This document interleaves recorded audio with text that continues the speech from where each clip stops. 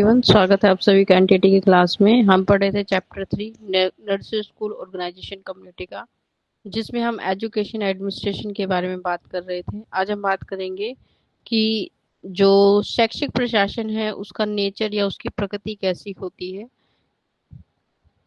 तो शैक्षिक प्रशासन के नेचर के बारे में, उसकी प्रकृति के बारे में बात करेंगे। शैक्षिक प्रशासन यानी कि एजुकेशन जो एडमिनिस्ट्रेशन है उसकी जो प्रकृति होती है वो अत्यंत गहन होती है, बहुत ज्यादा गहरी होती है, व्यापक मतलब बहुत ज्यादा विस्तार वाली होती है। मतलब वो हमेशा क्या सोचता है कि ऐसी चीजों के बारे में विचार करता है जिसका फैलाव दूर तक हो। यानी आप ये कह सकते हैं कि शिक्षा के हर एक क्षेत्र के बारे में वो क्या करता है, विचार करता है। और साथ ही साथ अपनी उन आवश्यकताओं के बारे में विचार करता है जो आने वाले समय में हमारे लिए महत्वपूर्ण हो सकती हैं या फिर हमारे जीवन के लिए महत्वपूर्ण हो सकती है। तो इसके द्वारा शिक्षा संस्था की संपूर्ण क्रियाओं में हम क्या कर सकते हैं, सुधार कर सकते हैं कि शिक्षा के जितनी भी हमारी एजुकेशन की जितनी भी हमारी संस्थाएं हैं, जैसे स्कूल है, कॉलेज है, यूनिवर्सिटीज है, उन सभी की क्रियाओं में यानी कार्य करने की जो पद्धति है उसमें हम क्या लेकर आए, सुधार लेकर आए, बदलाव लेकर आए। तो शैक्षिक प्रशासन वास्तव में बाल केंद्रित होता है कि ये हमेशा किस पर आधारित होता है कि सेंट्रल इसका जो केंद्र होता है, सेंटर ऑफ एजुकेशन क्या होता है, चाइल्ड होते हैं। बच्चों के आधार पर शिक्षा की व्यवस्था करना, उनकी रुचि के आधार पर शिक्षा की व्यवस्था करना, इस प्रकार के इनके क्या होते हैं, उद्देश्य होते हैं। तो बालकों के अंतर्निहित शक्तियों को निरंतर जागृत करने तथा उन्हें सदैव प्रगतिपूर्ण बनाने में शैक्षिक प्रशासन का क्या रहता है, महत्वपूर्ण योगदान रहता है। कि वो हमेशा ये चाहते हैं कि उन बच्चों की जो भी हमारी शिक्षा की नीतियां लेकर आए या शिक्षा के आधार पर जो भी परिवर्तन हम किस में लेकर आ रहे हैं, अपनी शिक्षा में लेकर आ रहे हैं, तो वो शिक्षा का जो प्रयास है, जो परिवर्तन है, वो कैसा होना चाहिए, वो ऐसा होना चाहिए जो बच्चे की जो इंटरनल क्वालिटी है उनकी आंतरिक करे, उनकी आंतरिक शक्तियों को क्या करे, डेवलप करे।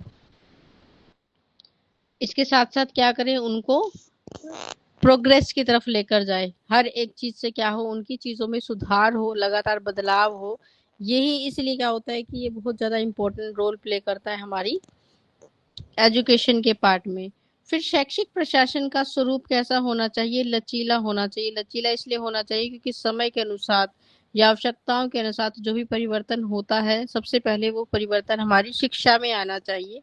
कि समाज जो है उस परिवर्तन के अनुसार बाद में बदलेगा, लेकिन आपकी शिक्षा में पहले बदलाव आ जाए, ताकि आप जिस समाज का अंग बनने वाले हैं या जिस समाज में आप रह रहे हैं उस समाज के लिए आप क्या कर सके, उचित रूप से कार्यों को पूरा कर सके। तो यह मानवीय और भौतिक साधनों का सदुपयोग करने वाला है कि आपको जो भी मानवीय संसाधन मिलते हैं ये उनका भी क्या करें, अच्छे से उपयोग करें। और इसके साथ साथ आपको जो भौतिक संसाधन दिए जाते हैं उनका भी सदुपयोग करें। इस ओर पर क्या करता है, ये ध्यान देता है। तो शिक्षा के उद्देश्यों को मूर्त रूप से प्रदान करने में शैक्षिक प्रशासन का क्या होता है, सहयोग होता है। कि जो भी हमारी शिक्षा के प्रशासन के उद्देश्य होंगे उन उद्देश्यों को पूरा करने में मूर्त रूप होता है कि चुपचाप वो क्या करता है, इस चीज के लिए कार्य कर रहा है, चुपचाप वो क्या कर रहा है, इस चीज को देख रहा है, उसको नोटिस कर रहा है। और जो परिवर्तन उसे लगता है कि होने चाहिए, उन परिवर्तनों को क्या करता है, वो लेकर आता है अपनी शिक्षा में, अपने प्रशासन में, ताकि शिक्षा में क्या किया जा सके, उसके आधार पर बदलाव किया जा सके। तो इसलिए जो शिक्षा का प्रशासन है वो क्या करता है कि अपने जो नियम वो बनाएगा, या फिर आप कह सकते हैं अपने जो उद्देश्य बनाएगा, या फिर उसका जो नेचर होगा वो कैसा होगा, हमेशा गोल ओरिएंटेड होगा। गोल यानी कि उद्देश्य पूर्ण होगा, गोल ओरिएंटेड होना चाहिए। ठीक है, कि हमेशा जो उसका नेचर होगा, उसकी प्रकृति कैसी होगी, वो हमेशा गोल ओरिएंटेड होगा, कि हमेशा उसका कोई ना कोई उद्देश्य होगा।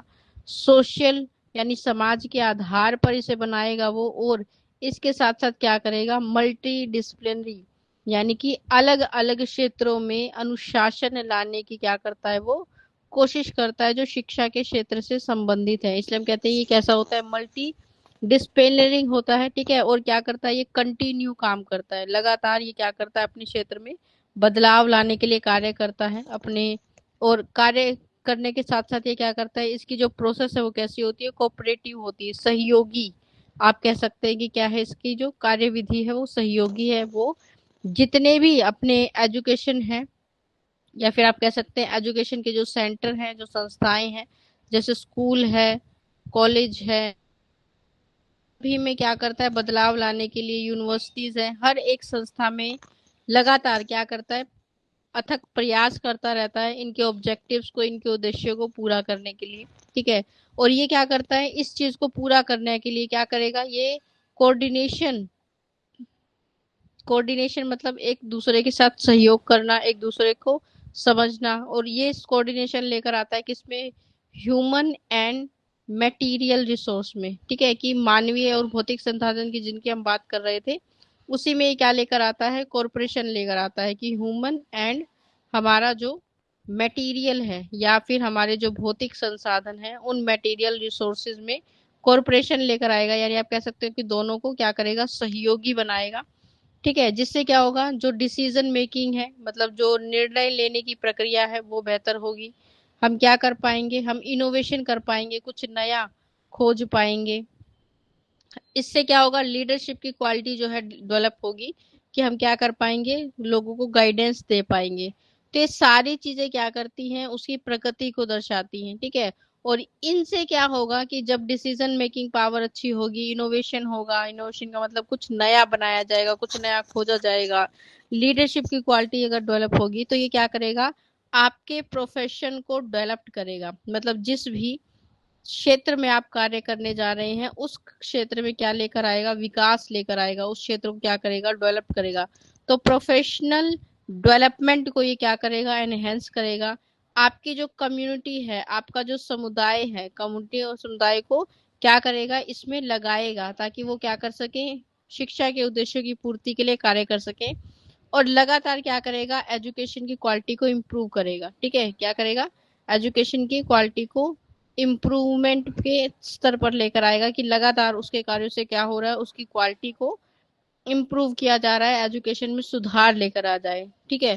तो ये सारे काम, मतलब ये सारे, ये नेचर, ये प्रकृति किसकी होती है, प्रशासन की होती है, कि वो इन सब चीजों को क्या करता है, विचार करता है, और उसके आधार पर परिवर्तन लेकर आता है।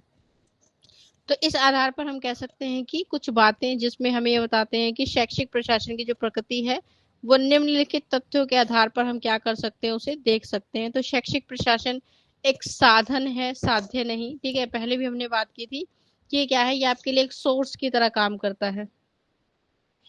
ठीक है, सोर्स में जैसे हमने अभी बात की थी, क्या कर रहा है कि सोर्स के तौर पर ये क्या कर रहा है, आपके लिए एक कॉरपोरेशन लेकर आ रहा है, कोऑर्डिनेशन लेकर आता है ह्यूमन और मटेरियल रिसोर्स में।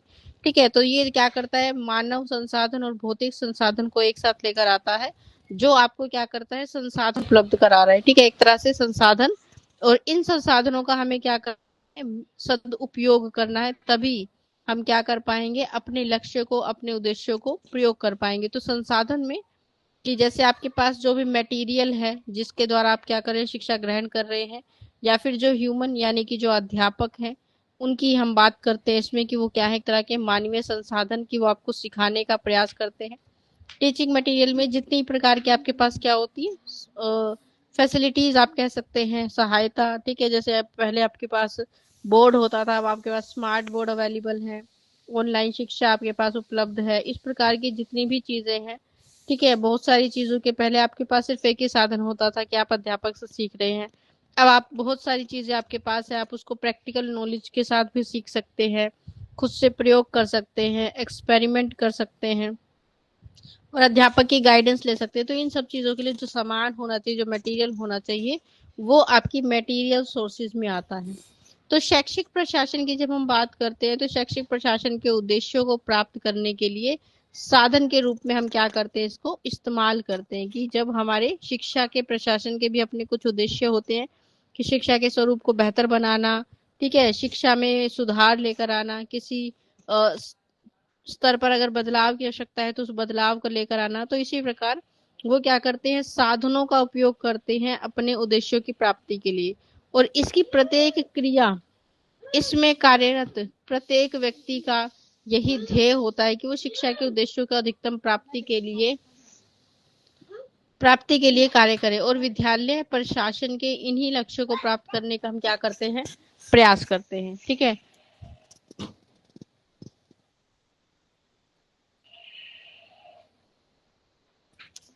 तो शैक्षिक प्रशासन में मतलब हर व्यक्ति, जितने भी लोग आप कह सकते हैं कि जो डिपार्टमेंट में काम कर रहे हैं, या फिर आप कह सकते हैं जो क्या है एडमिनिस्ट्रेशन में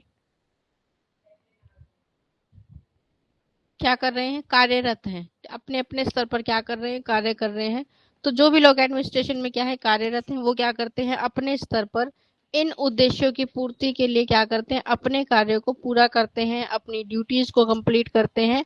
और इन सभी का क्या होता है, यही उद्देश्य होता है कि जो हमारा एक मेन ऑब्जेक्टिव है कि शिक्षा के प्रशासन में हमें कोई पर्टिकुलर स्तर पर सुधार लेकर आना है, उस चीज को क्या करते हैं, पूरा करने का निरंतर प्रयास करते हैं।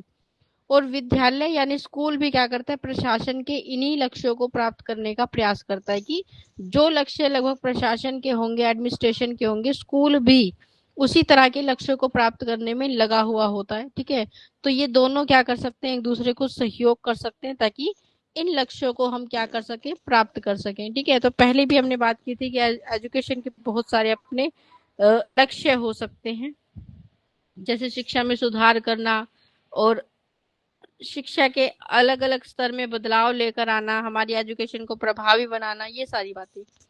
फिर शैक्षिक प्रशासन को जब हम एक विषय के रूप में, एक सब्जेक्ट के रूप में देखते हैं, ठीक है, कि ये क्या है, एक तरह का सब्जेक्ट, तो शैक्षिक प्रशासन क्या है, एक स्वतंत्र विषय के रूप में विकसित हो रहा है। ठीक है, कि क्या है कि ये एक सब्जेक्ट के रूप में विकसित हो रहा है, यानी एक सब्जेक्ट के रूप में आपको आगे देखने को मिल सकता है। तो प्रत्येक विषय के समान शैक्षिक प्रशासन की भी अपनी क्या होती है, विषय वस्तु। विषय वस्तु का मतलब होता है कि अपना उसका क्या होता है, कंटेंट होता है, सिद्धांत होते हैं, नियम होते हैं। तो जैसे आप कोई भी सब्जेक्ट पढ़ रहे हैं, जैसे मान लीजिए लैंग्वेज आप पढ़ते हैं, भाषा सबसे आसान, क्योंकि सभी ने ये पढ़ी होगी और आसानी से आप इसको समझ सकते हैं। जो और जब आप हिंदी भाषा को पढ़ते हैं तो उसमें भी देखिए, जब आप व्याकरण के बारे में पढ़ते हैं तो व्याकरण में बहुत सारी चीजें आपके पास होती हैं। ठीक है, लैंग्वेज में व्याकरण बहुत जरूरी होती है और इसमें आप बहुत सारी चीजों के बारे में सीखते हैं। जैसे संज्ञा के बारे में आपने सीखा होगा, आपने सर्वनाम के बारे में पढ़ा होगा, ठीक है, आपने विशेषण के बारे में पढ़ा होगा। ये सब क्या है, ये सब हमारे विषय हैं जो हमें भाषा के बारे में बताते हैं, जो हमें अलग अलग चीजों के बारे में बताते हैं। वर्णमाला आपने पढ़ी होगी, ठीक है, इनसे पहले वर्णमाला आपने पढ़ी होगी। और अलग अलग तरह के जो टॉपिक्स होते हैं लैंग्वेज में, क्रिया है, समास आपने पढ़े होंगे, समानार्थी शब्द आपने पढ़े होंगे। तो ये सारी चीजें, इन सभी चीजों को जब आपको सिखाना शुरू किया जाता है तो सबसे पहले इसके बारे में आपको ये बताया जाता है कि इनके सिद्धांत क्या होंगे, किस आधार पर ये काम करते हैं। फिर इसमें क्या होते हैं, कुछ नियम होते हैं कि संज्ञा किसे कहा जाएगा, उसका नियम है, सर्वनाम किसे कहा जाएगा। तो जितने इनके भेद होते हैं उस आधार पर भी हम क्या कर पाते हैं, जैसे व्यक्तिवाचक संज्ञा है, भाववाचक संज्ञा है, इस प्रकार से हम क्या करते हैं, उनके लिए नियम बनाते हैं कि किस आधार पर हम क्या करेंगे, इनको इस कैटेगरी में रखेंगे। तो इसी प्रकार से जब आप बात करते हैं किसकी, एजुकेशन एडमिनिस्ट्रेशन की, कि शिक्षा का भी क्या है, एक अपना विषय हो सकता है, प्रशासन का अपना एक विषय हो सकता है। तो एजुकेशन एडमिनिस्ट्रेशन में भी क्या है, ये क्या है, एक तरह का सब्जेक्ट, एक विषय के रूप में आपको देखने को मिल सकता है। और जब ये आप विषय की बात करेंगे तो इसका अपना क्या होगा, कंटेंट होगा। कंटेंट यानी कि आप कह सकते हैं पाठ्य वस्तु होगी। तो जैसे हिंदी में आपको अलग अलग चीजों के बारे में बताया जाता है, पढ़ाया जाता है, बहुत सारे पाठ आपने पढ़े होंगे जो आपको कुछ कहानियों के माध्यम से, कुछ दोहों के माध्यम से, कुछ विशेष व्यक्तियों की जीवनी के माध्यम से पढ़ाए जाते हैं। तो उनके अंदर जो विषय वस्तु होती है, उस विषय वस्तु को बनाने का क्या होता है, कोई ना कोई सिद्धांत होता है, कोई तरीका। तो हिंदी विषय की जब हम बात कर रहे हैं तो मेनली लैंग्वेज है, तो हम चाहते हैं कि बच्चे की लैंग्वेज का, भाषा का विकास हो, साथ साथ में वो साहित्य के प्रति अपनी रुचि को क्या कर सके, विकसित कर सके, जो हमारे लिए, हमारी संस्कृति के लिए बहुत आवश्यक है। इसी प्रकार से जब आप एडमिनिस्ट्रेशन की बात करते हैं, उसकी विषय वस्तु की बात करते हैं, तो उसमें जो सिद्धांत होंगे, वो जो नियम होंगे, वो आपको ये बताएंगे कि इस एडमिनिस्ट्रेशन को, प्रशासन को चलाया कैसे जाता है। ठीक है, कैसे चलाया जाएगा, क्या क्या उद्देश्य हम निर्धारित कर सकते हैं, हमारे एम या हमारे ऑब्जेक्टिव्स क्या क्या क्या हो सकते हैं। इसके अलावा आप कह सकते हैं कि इसके बाद हम जब अपने एम ऑब्जेक्टिव बना लेते हैं, उनको संचालित कैसे करना है, किस प्रकार से उनको या नियमों को हम क्या करेंगे, लागू करेंगे। तो ये सारी बातें किसमें आती हैं, आपके प्रशासन के विषय पर आधारित है। तो उसके लिए भी क्या होंगे, कुछ नियम और सिद्धांत होंगे। तो शैक्षिक प्रशासन के द्वारा अंतर अंतः विषयी उपागम को अपनाकर, कि सब्जेक्ट के अंदर जो भी चीजें हैं उन सभी चीजों को हम क्या करेंगे, उसके उपागम होता है किसी भी चीज के जो पार्ट होते हैं उन पार्ट्स को क्या करेंगे, अपनाएंगे। विषय सामग्री को क्या बनाएंगे, समृद्ध बनाया जा सकता है। कि प्रशासन को भी अलग अलग तरह से हम क्या कर सकते हैं, डिवाइड कर सकते हैं। ठीक है, जैसे भाषा को आप दो भागों में डिवाइड करते हैं। एक आपका साहित्य है, या फिर आपका एक ऐसा पार्ट होता है जिसमें आप चीजों के बारे में पढ़ते हैं। दूसरा आपका व्याकरण का पार्ट होता है जिसमें आप अलग चीजों के बारे में पढ़ते हैं। ठीक है, तो इसी प्रकार से हम क्या कर सकते हैं, इस विषय में भी अंतर विषय, इसके अंदर जितने जितने विषय आते हैं उन सभी को हम क्या कर सकते हैं, उपागम के माध्यम से तोड़ सकते हैं। और साथ ही में शैक्षिक परिस्थितियों में उस उपागम का क्या कर सकते हैं, उपयोग करके प्रशासन और नियम को विकसित किया जा सकता है, या उसको विकसित करने का प्रयास किया जा सकता है।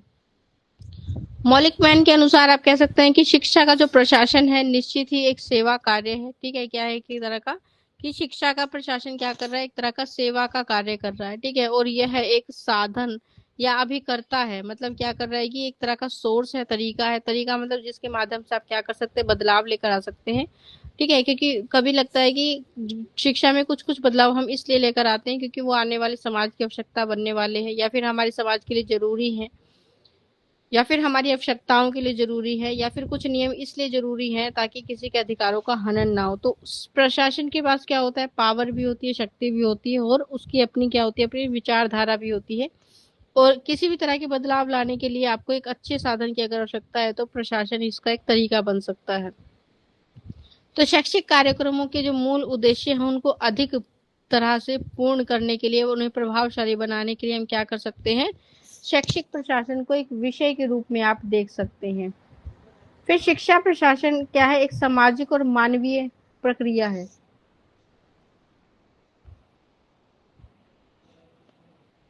कि क्या है, एक तरह की सामाजिक प्रक्रिया है, एक तरह की मानवीय प्रक्रिया भी है।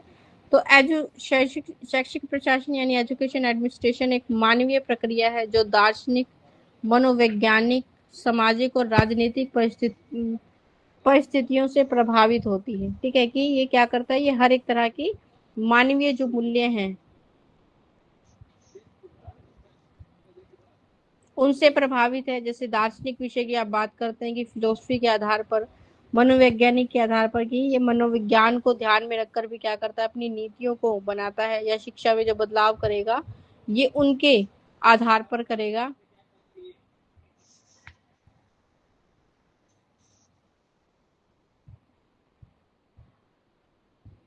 उनके आधार पर बदलाव लेकर आएगा, मनोविज्ञान के सिद्धांतों को अपनाता है, उसके प्रिंसिपल जो होते हैं उस आधार पर क्या करता है, पाठ्यक्रम को बनाने का प्रयास करता है, समाज की आवश्यकताओं को ध्यान में रखता है। तो हम कह सकते हैं कि हर एक तरह की चीजों को राजनीति के आधार पर अपनी चीजों को क्या करता है, स्थापित करता है, ताकि हर एक विषय को ये क्या कर सके,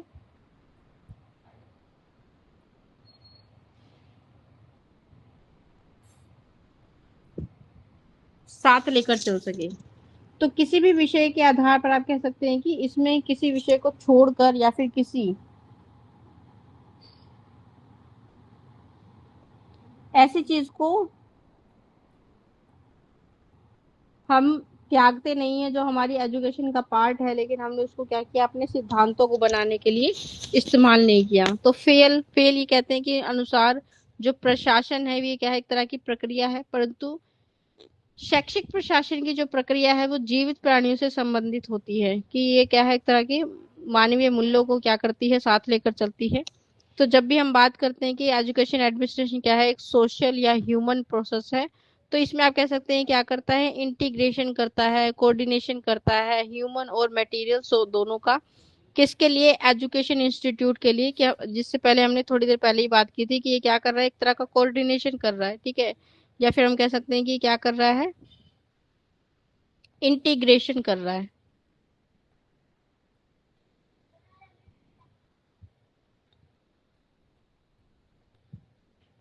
इंटीग्रेटिंग एंड कोऑर्डिनेशन। कोऑर्डिनेशन किसका हो रहा है, डाइवर्स ह्यूमन की, जो ह्यूमन सोर्स है हमारे पास उसका, और मटेरियल का, एंड मटेरियल रिसोर्स की, जो वास्तविक संसाधन है उसका भी हम क्या करते हैं, इन दोनों का हम एक साथ लेकर आते हैं, या फिर आप कह सकते हैं इन दोनों का एकीकरण कर देते हैं, जो क्या करता है आपकी एजुकेशन के जो इंस्टीट्यूट हैं, शिक्षा के जो क्षेत्र हैं, उन क्षेत्रों में बदलाव लेकर आता है। उनके गोल्स को क्या करता है, ये गोल्स को पूरा करने में सहयोग करेगा, ठीक है। उनके रिलेशनशिप को सुधारने में प्रयास करता है, ठीक है। और डायनेमिक क्या करता है, एक इस तरह का वातावरण अपनाने की कोशिश करता है। तो adapting to a dynamic environment, dynamic social environment मतलब जिसमें बदलाव हो रहा है, उस बदलाव के साथ साथ ये शिक्षा में भी लगातार बदलाव लेकर आते हैं। तो इन सारी चीजों को, तो इसमें जब हम बात करते हैं किसी ह्यूमन की मानवीय प्रक्रियाओं को हम शामिल कर रहे हैं, तो आप कह सकते हैं कि जो एडमिनिस्ट्रेशन, एजुकेशनल जो एडमिनिस्ट्रेशन है वो क्या करता है, इस बात पर पहले ही विचार कर लेता है कि हमारे पास जो कंसर्निंग या फिर जो मैनेजिंग पीपल हैं, जैसे टीचर्स हैं या जो एडमिनिस्ट्रेटर हैं, मतलब जो इस क्षेत्र में क्या कर रहे हैं, कार्य कर रहे हैं एडमिनिस्ट्रेशन के लिए, या फिर आप कह सकते हैं कि जो प्रशासन के लिए कार्य कर रहे हैं, या फिर जो स्टूडेंट हैं, ठीक है। ये सब क्या है, हमारे पास ह्यूमन रिसोर्स है, ठीक है, कि मानवीय संसाधन हम इन्हें कहते हैं, जिसके आधार पर हम क्या करना चाहते हैं, शिक्षा में बदलाव लेकर आना चाहते हैं, ठीक है। तो हम क्या कर रहे हैं, इनकी एनर्जी को क्या कर रहे हैं, इंटीग्रेट कर रहे हैं, कनेक्ट कर रहे हैं मटेरियल्स के साथ, सोशल इंडिपेंडेंस के साथ, ठीक है। कि जो सक्सेस है एजुकेशन इंस्टीट्यूट की, वो किस पर डिपेंड करती है, वो इंटरेक्शन जो किसके बीच में होना चाहिए, हमारे स्कूल के बीच में, हमारे सोसाइटी के बीच में, सोशल सिस्टम के बीच में, ठीक है। जो क्या करेगा, एक लीडरशिप, एक मोटिवेशन लेकर आएगा, ठीक है।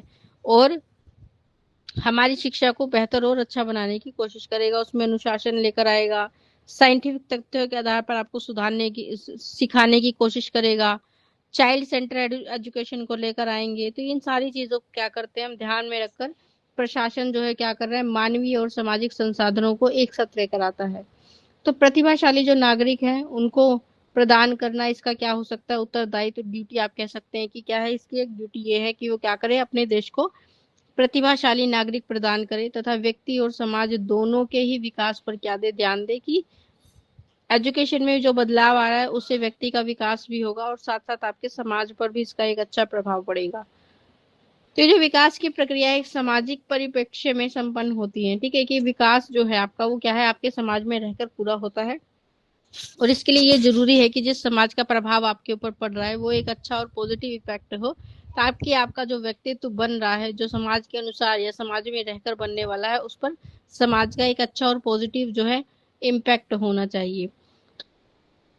सामाजिक और सांस्कृतिक या फिर दार्शनिक मूल्यों विचारधाराओं के अनुसार क्या करता है, इस प्रकृति में विभिन्नता आपको देखने को मिलती है। कि हम क्या कर रहे हैं, जो शासन प्रणाली है, मतलब हमारा जो एडमिनिस्ट्रेशन है, वो समाज के आधार पर, संस्कृति के आधार पर, दार्शनिक मूल्यों के आधार पर, अपनी विचारधाराओं के आधार पर क्या करता है, विभिन्नता, उसकी नेचर में आपको क्या मिलती है, अनेकता, या फिर आप कह सकते हैं आपको बहुत ज्यादा डिफरेंसेस देखने को मिलते हैं, लेकिन उन सभी चीजों को क्या करता है, एक साथ लेकर आता है। तो सामाजिक और आर्थिक दशाएं भी क्या करती हैं, इसको प्रभावित करती हैं कि समाज में कोई भी चीज है वो क्या करेगी, आप पर अपना प्रभाव डालेगी, और उसके साथ साथ आपकी समाज की जो आर्थिक स्थिति है वो भी प्रशासन की जो चीजें हैं उनको प्रभावित करती है। क्योंकि कोई भी परिवर्तन लाने के लिए आप सभी को पता है कि धन की आवश्यकता होती है, उस पर खर्च करने की आवश्यकता होती है।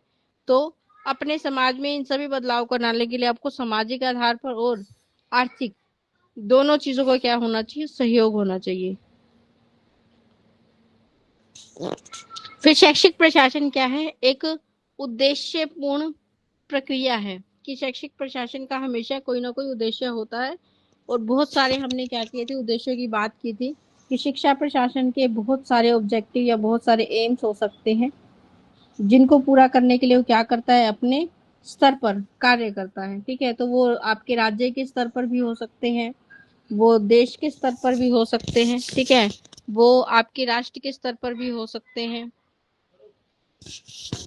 तो जब हम गोल्स की या फिर क्या करते हैं, बात करते हैं कि एम्स की, एम्स ऑफ एजुकेशन एडमिनिस्ट्रेशन, क्या क्या आपको इसमें गोल्स देखने को मिलते हैं, क्या क्या उद्देश्य देखने को मिलते हैं। ठीक है, तो इनका उद्देश्य क्या हो सकता है, आप कह सकते हैं कि जितने भी हमारे ऑर्गेनाइजेशन हैं या शिक्षा के जो इंस्टीट्यूट हैं उनमें उनके ऑब्जेक्टिव्स को पूरा करना। ठीक है, तो उन गोल्स को पूरा करने के लिए हमारे जो इंस्टीट्यूट है वो क्या कर रहे हो, सही तरीके से कार्य कर रहे हो, ताकि उन्हें क्या मिल सके, अपने गोल्स को प्राप्त कर सके। ठीक है, तो आप कह सकते हैं कि जो एजुकेशनल इंस्टीट्यूट है, इंस्टीट्यूशंस जिसमें सब आ जाते हैं आपके school college, operate effectively to achieve their established objective, कि स्कूल में या फिर किसी भी शिक्षा संस्था में उन्होंने जो भी अपने ऑब्जेक्टिव बनाए हो, जो भी उनके मिशन रहे हो, उनको पूरा करने में उनका सहयोग देना, ये हमारे एडमिनिस्ट्रेशन का गोल हो सकता है। हमारी को इम्प्रूव करना हमारे शिक्षा प्रशासन का उद्देश्य हो सकता है, टू इम्प्रूव एजुकेशन क्वालिटी। ठीक है, कि लगातार क्या करेगा, वो अपने स्तर पर काम करेगा सिखाने के लिए, अध्यापकों के लिए, बच्चों के लिए, जिससे क्या होगा, शिक्षा की क्षेत्र में क्या आएगा, बदलाव आएगा, उसकी क्वालिटी जो है एनहेंस होगी। ये क्या करेगा, डेवलप करेगा इंडिविजुअल्स की अलग अलग चीजों के आधार पर। तो एक हम बात करते हैं सर्वांगीण विकास के लिए, तो सर्वांगीण विकास की डेवलपमेंट को ध्यान में रखकर ये क्या करेगा, ऐसे एकेडमिक या फिर पर्सनल, ठीक है, क्या करता है ये, एकेडमिक यानी शिक्षा के आधार पर, पर्सनल व्यक्ति के आधार पर, या फिर मोरल नैतिक मूल्यों के आधार पर क्या करेगा, लोगों की जो ग्रोथ है उसको बढ़ाने का प्रयास करेगा, प्रोफेशनल ग्रोथ को क्या करेगा, बढ़ावा देगा, कि बच्चा अपनी रुचि के आधार पर सीख सके, अपने काम के आधार पर, अपने मोरल एथिक्स के आधार पर जो है वो सीख सके। फिर सर्व, कि हमने अभी थोड़ी देर पहले बात की थी कि ये क्या है, एक तरह की समाज सेवा का कार्य है। ठीक है, तो हम क्या कर रहे हैं, जो हमारा प्रशासन है वो क्या कर रहा है, सोसाइटी के लिए काम कर रहा है, तो इसकी जिम्मेदारी है कि वो क्या बनाए, डेमोक्रेटिक एनवायरनमेंट बनाए, एक ऐसा एनवायरनमेंट जो लोकतांत्रिक है। ठीक है, जो क्या करेगा, मेंबर्स की प्रोडक्टिविटी को इम्प्रूव करेगा, जो सोसाइटी के मेंबर है प्रोडक्टिविटी को, उनकी उत्पादन की जो क्षमता है उनको विकसित करेगा। तो ये सारे उद्देश्य आप कह सकते हैं कि किसके हो सकते हैं, प्रशासन के हो सकते हैं। तो शैक्षिक प्रशासन का काम विशिष्ट उद्देश्यों की प्राप्ति करना है। ठीक है, और विशेष स्तर पर आप कह सकते हैं कि विद्यालय को गंभीर या भयावह बनाता है, अपितु यह स्वतंत्रता की भावना को अधिक आदर देता है। ठीक है, कि मतलब ऐसी कोई भी रूल रेगुलेशन नहीं लेकर आना चाहता ये, जो क्या करे, विद्यालय की कार्यविधि को बहुत ज्यादा डिफिकल्ट बना दे, उसको बहुत ज्यादा क्या बनाए, मुश्किल बनाए, बल्कि इसका उद्देश्य क्या होता है कि वो उनको एक स्वतंत्र वातावरण दे, और उसके हम क्या कर सकते हैं, अधिक से अधिक उसका आदर सम्मान, ताकि विद्यालय अपने स्तर पर अपने लक्ष्य को पूरा करने का प्रयास कर सके। फिर प्रशासन के प्रत्येक पद पर प्रत्येक क्रिया तथ्य को ध्यान में रखकर ही हमें क्या करती है, संपन्न की जाती है, कि प्रशासन का हर एक व्यक्ति जिस भी पद पर कार्य कर रहा है उसको ध्यान में रखकर हम क्या कर रहे हैं, अपनी गतिविधियों को पूरा कर रहे हैं, और उनके द्वारा शिक्षा प्रशासन में संलग्न सभी व्यक्ति इसी सामान्य उद्देश्य के लिए क्या कर रहे हैं, पूर्ति कर रहे हैं, प्रयत्न कर रहे हैं। ठीक है, तो पहली बात आपको यहीं पे मैंने यही बताई थी कि जितने भी एजुकेशन इंस्टीट्यूट हैं उन्होंने अपने लिए जो भी उद्देश्य सोचे हैं उन उद्देश्यों को पूरा करने में क्या करेगा, आपका प्रशासन आपके सहयोग करेगा, एजुकेशन की क्वालिटी को इम्प्रूव करेगा, आपके समाज के लिए कार्य करेगा। ये सारे उद्देश्य हमारी शिक्षा प्रशासन की हमारी शिक्षा को सुधारने के लिए हो सकते हैं। फिर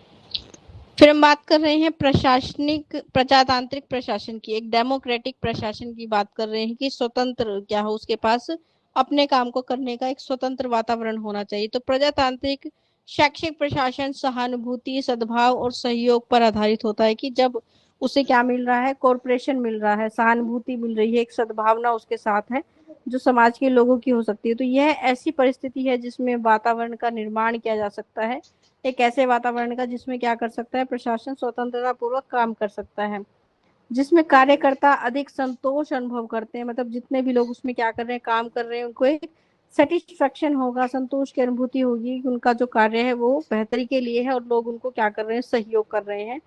अतः आप कह सकते हैं कि उपलब्धियां भी क्या होती हैं, अधिक। तो अगर ऐसा वातावरण उनको मिल पाता है तो क्या करता है, ये उनके काम को एक्यूरेट बनाता है, उनके काम को और ज्यादा बेहतर बनाता है। उनको एक ऐसा एनवायरनमेंट देता है जिसमें क्या कर सकते हैं, वो ग्रो कर सकते हैं, अपने उद्देश्यों को पूरा कर सकते हैं।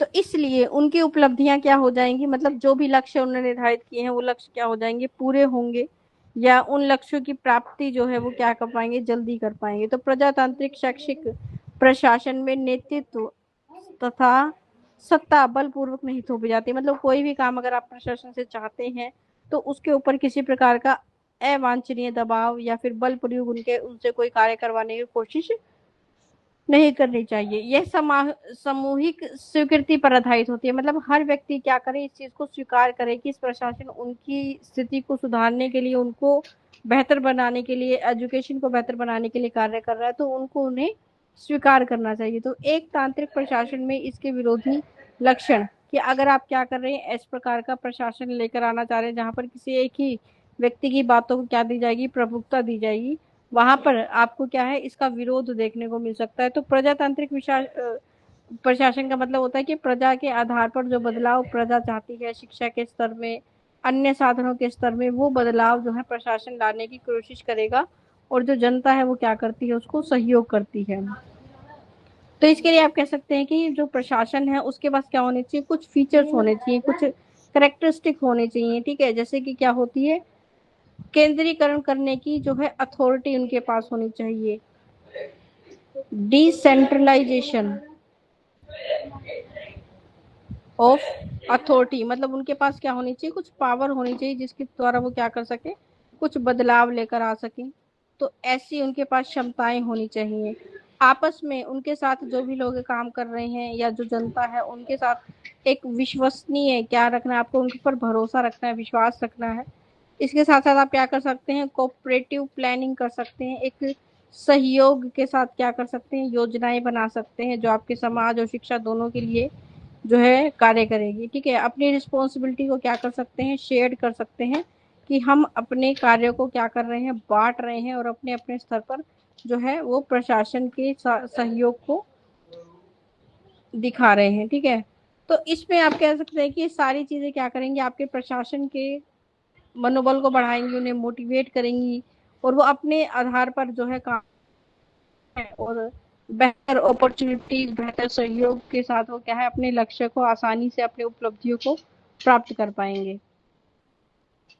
फिर शैक्षिक प्रशासन का स्वरूप कैसा होता है, कि शैक्षिक प्रशासन का स्वरूप हमने अभी बात की थी कि उसका नेचर कैसा होता है। तो नेचर में शैक्षिक प्रशासन जो है वो केंद्रीकरण और विकेंद्रीकरण दोनों के स्वरूप को अपनाता है, ठीक है। कि कुछ चीजों के बारे में वो क्या करता है, बहुत ज्यादा सेंटर पॉइंट या बिंदुओं को लेकर चलता है, और कुछ चीजों में वो क्या करता है, विस्तार को लेकर चलता है। तो जनतांत्रिक समाज में विकेंद्रीकरण तथा एक तंत्रीय के केंद्रीकरण की प्रगति दिखाई देती है, कि वो ऐसी बातों को लेकर चलता है जो हमारे समाज में शिक्षा के उन बदलावों के लिए जरूरी है, जो एक तांत्रिक लग सकती हैं आपको। आपको लगता होगा कि जो प्रशासन है वो अपने अनुसार कार्य कर रहा है, लेकिन वो क्या करता है, वो इस प्रकार की चीजों को लेकर आता है जो समाज के लिए आवश्यक है, शिक्षा के लिए आवश्यक है। लेकिन हमें लगता है कि वो किस प्रकार की बातें कर रहा है, कि वो एक तांत्रिक, मतलब जिसमें किसी एक व्यक्ति का ही क्या कर चल रहा है, शासन कर रहा है। तो हम दोनों को क्या करना है, मिलकर इसके स्वरूप को अच्छा और बेहतर बनाने की बात करनी है। तभी हमने बात की थी कि हमारा जो प्रशासन है वो कैसा होता है, वो प्रजातंत्रीय होता है, ठीक है, प्रजा के आधार पर, प्रजातांत्रिक, ठीक है। लेकिन हम उसे अगर एक तांत्रिक मान रहे हैं तो इसका मतलब ये है कि म्यूचुअल जो अंडरस्टैंडिंग है, मतलब जो सहभागिता या जो सहयोग होना चाहिए जनता की तरफ से, वो उसमें क्या है, कमी है, या फिर आपकी विचारधारा जो है वो अलग है, इसलिए आपको लगता है कि जो शैक्षिक प्रशासन है वो कैसा हो गया है, वो एक तांत्रिक हो गया है। तो इस प्रकार की भावनाओं को आपको क्या रखना है, दूर रखना है, और जो भी प्रशासन है जो कार्य वो कर रहा है उस कार्य में क्या करना है, उसको सहयोग देना है हमें। फिर शैक्षिक प्रशासन के विकास के आधार, कि शैक्षिक प्रशासन का जो विकास है वो किस आधार पर हो सकता है, उसका डेवलपमेंट हम कैसे कर सकते हैं। तो शैक्षिक प्रशासन का विकास प्रयोग और शोध कार्यों के आधार पर हो सकता है, कि ज्यादा से ज्यादा क्या किए जाए, प्रयोग किए जाए, ज्यादा से ज्यादा क्या किया जाए, विकास अगर आप करना चाहते हैं तो कार्यों में क्या किया जाए, शोध किया जाए, कार्यों में क्या किया जाए, एक्सपेरिमेंट किया जाए।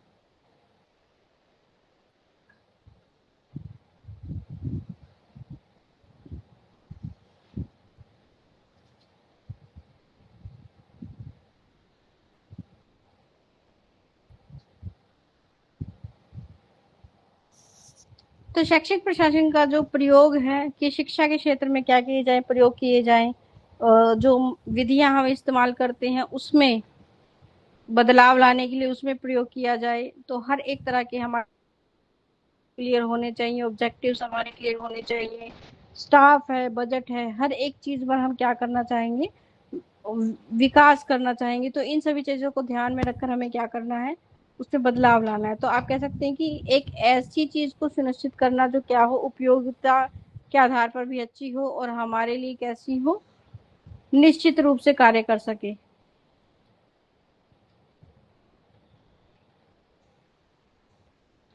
तो जैसे कि आप कह सकते हैं कि जो शैक्षिक प्रशासन है या फिर हमारा जो एजुकेशन एडमिनिस्ट्रेशन है,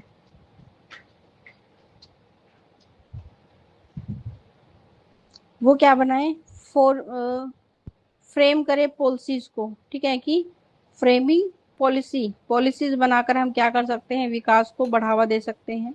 इसके अलावा हम क्या कर सकते हैं, एक ऐसा स्ट्रक्चर बना सकते हैं ऑर्गेनाइजेशन का जो क्या करेगा, हमारे विकास के लिए कार्य करेगा। Laying down the organisation structure, मतलब उसके स्वरूप में बदलाव करना, ठीक है। हमारी जो केंद्रीय या फिर हमारी जो राज्य अथॉरिटीज हैं उनको क्या करना, रेगुलेट करना, regulating the bodies at central और स्टेट, कि स्टेट और सेंटर के आधार पर हम क्या करेंगे, उनको रेगुलेट करेंगे, ठीक है।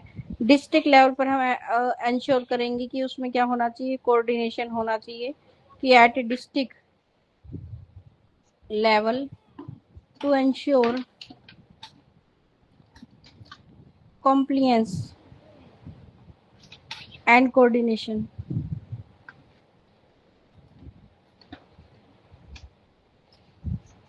तो ये सारी चीजें क्या कर सकती हैं, हमारी चीजों को कंप्लीट कर सकती हैं। इसके अलावा आप क्या कर सकते हैं, जो हमारी मॉडर्न नीड्स हैं उनको ध्यान में रखकर, जैसे कि डिजिटल या टेक्नोलॉजी के क्षेत्र में बदलाव लाना या उसके क्षेत्र के अनुसार चीजों में बदलाव लेकर आना, ठीक है। तो एडमिनिस्ट्रेशन क्या कर सकता है, ऐसी चीजों को अडेप्ट कर सकता है जो हमारी डिजिटल टेक्नोलॉजी के आधार पर है, या फिर ऐसी मेथड को अपनाना जो एडमिनिस्ट्रेशन कि जो मॉडल्स हैं, जो उनकी नीड्स हैं, उनसे क्या कर पाएंगे, मीट कर पाएंगे, ठीक है। तो 21वीं सेंचुरी में या फिर आने वाले समय में आपको जो भी लगता है कि जो समस्याएं हमें देखने को मिल सकती हैं हमारे प्रशासन के क्षेत्र में, उसके लिए कार्य करना। फिर शैक्षिक प्रशासन की परंपरागत रूढ़ियां क्या होती हैं, कि किन किन बातों के आधार पर हमें उनमें एक सीमा देखने को मिल सकती है। तो शैक्षिक प्रशासन की अधुनतम स्वरूप परंपरागत रूढ़ियों के विश्वास में नहीं रख सकता, कि अगर आप ये चाहते हैं कि जैसे आपके हर क्षेत्र में विधि हो, शिक्षा के क्षेत्र में, और आपके जो कॉलेज हैं, स्कूल्स हैं, उनकी विधि, कार्य करने की विधि में बदलाव हो, तो उसके लिए हमें क्या करना पड़ेगा, जो आधुनिक जो चीजें हैं उनको अपनाना पड़ेगा। जैसे हमने अभी बात की कि जो डिजिटल टेक्नोलॉजी है उसका क्षेत्र, या फिर ऐसी चीजों को अडॉप्ट करना जो आज के समय में आपकी नीड्स को कंप्लीट करने में क्या कर सकती है, सहयोग कर सकती है। तो शिक्षा प्रशासन को क्या करना है, अपने स्वरूप को बदलने के लिए अपनी जो रूढ़ियां हैं, मतलब अपनी जो विचारधारा है उसको बदलना पड़ेगा, और उसका जो ध्येय है, उसका जो उद्देश्य है, वो निरर्थक वार्तालाप द्वारा बच्चों के समय का अपव्यय करना नहीं है। यानी ऐसी चीजों पर ध्यान न देकर जो बच्चों का क्या कर रही है, केवल समय व्यर्थ कर रही हैं, इस चीजों को क्या करना है, नेग्लेक्ट करना है। और बच्चों को ये विश्वास दिलाना है कि उचित निर्देशन के द्वारा क्या किया जाएगा, उसको एक सही डायरेक्शन जो है प्रोवाइड की जाएगी, जो उसके एजुकेशन में, उसके जीवन के स्तर को, उसके विकास को विकसित करने में क्या करेगी, सहयोग करेगी। फिर हमारा जो प्रशासन है, एडमिनिस्ट्रेशन है, वो कैसा होना चाहिए, लचीला होना चाहिए। उसके अंदर क्या होनी चाहिए, फ्लेक्सिबिलिटी होनी चाहिए। एक बदलाव की जब हम बात करते हैं तो बदलाव तब आता है जब आप क्या कर रहे हैं, फ्लेक्सिबिलिटी लेकर आ रहे हैं। फ्लेक्सिबिलिटी का मतलब होता है कि जैसी आवश्यकता है वैसी चीजों को हम क्या लेकर आए, उसमें चेंज ले आए। तो शिक्षक प्रशासन लचीला एवं नम्र होना बहुत आवश्यक है, किंतु इसका आधार ठोस व नियंत्रित होना चाहिए। ठीक है कि आप मान लीजिए कि वो फ्लेक्सिबल होना चाहिए, ठीक है, लेकिन इसमें क्या होना चाहिए, कुछ चीजें निश्चित होनी चाहिए, या फिर इसके ऊपर क्या होना चाहिए, कंट्रोल होना चाहिए कि जो भी कार्य वो कर रहा है वो इस प्रकार से होंगे जो हमारी शिक्षा के उद्देश्यों को पूर्ति करने के लिए तेज सहानुभूति और सहयोग सद्भाव को क्या करते हैं, बढ़ावा देते हैं। ठीक है, तो इसके आधार पर आप कह सकते हैं कि हमें क्या करना है कि जैसे स्टूडेंट सेंटर्ड एजुकेशन के बारे में बात करनी है। फ्लेक्सिबिलिटी की हम बात करते हैं तो जो एजुकेशन है वो कैसी होनी चाहिए, स्टूडेंट सेंटर होनी चाहिए, कि बच्चों के आधार पर या विद्यार्थियों के आधार पर शिक्षा दी जाए। तो इस प्रकार से हम क्या कर सकते हैं, जो लर्नर्स हैं, जो सीखने वाले बच्चे हैं, उनके अंदर डिसीजन लेने की क्षमता का विकास कर सकते हैं, उनके स्टाइल को, उनकी कंटेंट को बढ़ावा दे सकते हैं। ठीक है, फ्लेक्सिबिलिटी का मतलब होता है कि डिसीजन मेकिंग अथॉरिटी उनके पास होनी चाहिए। ठीक है, कि उनके पास क्या है कि समय के अनुसार अगर उन्हें बदलाव लेकर आना पड़ रहा है स्कूल में, डिपार्टमेंट में, एजुकेशन में, तो उनको रोका ना जाए, उनके पास क्या होने चाहिए, ऐसे अवसर होने चाहिए। ठीक है, इसके साथ साथ आप कह सकते हैं कि अडेप्टिव, कि हमें क्या करना है, अपनाना है किसको, पेडागोजी को, जो ये सिखाती है आपको कि फ्लेक्सिबल लर्नर को कैसे प्रमोट करना है। ठीक है, कि फ्लेक्सिबल लर्नर मॉडल के बारे में आपको ये बताता है। Online, distance and blended learner के बारे में आपको ये बताता है। यूटिलाइजेशन डिजिटल टूल, की हम किस प्रकार से क्या कर सकते हैं, अपने जो हमारे पास डिजिटल शिक्षा है उसका इस्तेमाल कर सकते हैं। मतलब जो फोन मोबाइल आपके पास है, वो जो एक तरह के टूल्स हैं, उपकरण हैं, आप उनका इस्तेमाल शिक्षा के क्षेत्र में कैसे कर पाए। फिर करिकुलम इनोवेशन करना, कि करिकुलम यानी पाठ्यक्रम के अंदर बदलाव लेकर आना, उसको बेहतर बनाना। तो करिकुलम इनोवेशन में ये क्या करेंगे, आपकी सहायता करेंगे। टेक्नोलॉजी को क्या करते हैं, इंटीग्रेटेड करते हैं। तो टेक्नोलॉजी को क्या करना, टेक्नोलॉजी को एकीकरण, एकीकृत करना, टेक्नोलॉजी को एक साथ लेकर आना। तो डिजिटल टूल्स जो होते हैं, कि जब आप किसी भी तरह की कंप्यूटर, फोन, मोबाइल का इस्तेमाल कर रहे हैं शिक्षा के क्षेत्र में, तो डिजिटल टूल कहलाएगा। और ये क्या कर रहा है, ये आपको एक फ्लेक्सिबिलिटी, मतलब आपको एक लचीलापन दे रहा है कि आप इसके माध्यम से क्या कर पा रहे हैं, सीख पा रहे हैं, आपको जानकारी मिल पा रही है, या आपके लिए एक तरह का सपोर्टिव काम कर रहा है। ठीक है, तो उस क्षेत्र में क्या करना है, इन चीजों का इस्तेमाल करना। फिर लर्नर को क्या कर रहा है, ये मोबिलिटी दे रहा है कि फ्लेक्सिबल जो सिस्टम है वो क्या करेगा, लर्नर को आसानी से अलग अलग जगहों से इंफॉर्मेशन एकत्रित करने की, उसे सीखने की, अपने काम को बढ़ावा देने की, ये सारे क्या करता है, उसके लिए जो है पाथ अवेलेबल कराता है, उसकी नीड्स को जो है पूरा करता है, उसकी एबिलिटी में चेंजेस लेकर आता है, मतलब उसकी योग्यताओं में क्या लेकर आता है, बदलाव लेकर आता है। तो ये सारी चीजें क्या करती हैं, आपकी शिक्षा प्रशासन को लचीला बनाने में, उसको बेहतर बनाने में क्या करेगी, आपका सहयोग करेगी। फिर शिक्षक प्रशासन की क्या होती है, कुछ उत्तमता होती है, कि शैक्षिक प्रशासन जो है वो कैसा होगा, उत्तमता होगा, मतलब बहुत अच्छा होगा। तो शैक्षिक प्रशासन की उत्तमता शिक्षकों को प्रशासन में भाग लेने और मानवीय व्यक्तित्व को आदर्श शैक्षिक विकास की ओर मोड़ने की प्रेरणा देती है। कि जो शिक्षा का प्रशासन है वो, उसको बेहतर बनाने के लिए हम क्या कर सकते हैं, शिक्षा के प्रशासन में शिक्षकों को भाग लेने के लिए मानवीय व्यक्तियों को आदर्श बनाकर क्या कर सकते हैं, शिक्षा की ओर विकास कर सकते हैं। कि ऐसे व्यक्तियों को एडमिनिस्ट्रेशन में शामिल किया जाए जो शिक्षा के क्षेत्र के बारे में ज्यादा जानकारी रखते हो, ज्यादा उसके बारे में विचार करते हो। तो ये सारी चीजें होने के बाद हम क्या कर सकते हैं, ज्यादा बेहतर तरीके से जो है सुधार लेकर आ सकते हैं। इससे आप ये समझते हैं कि जो व्यक्ति पहले से ही शिक्षा के क्षेत्र में कुछ बातों को जानता है, वो क्या कर सकता है, बेहतर बदलाव लेकर आ सकता है। तो इसलिए ऐसे लोगों को प्रशासन में क्या करना, लेकर आना जो शिक्षा के क्षेत्र से जुड़े हुए हैं, बेहतर हम क्या कर पाएंगे, शिक्षा के क्षेत्र में बदलाव लेकर आ पाएंगे।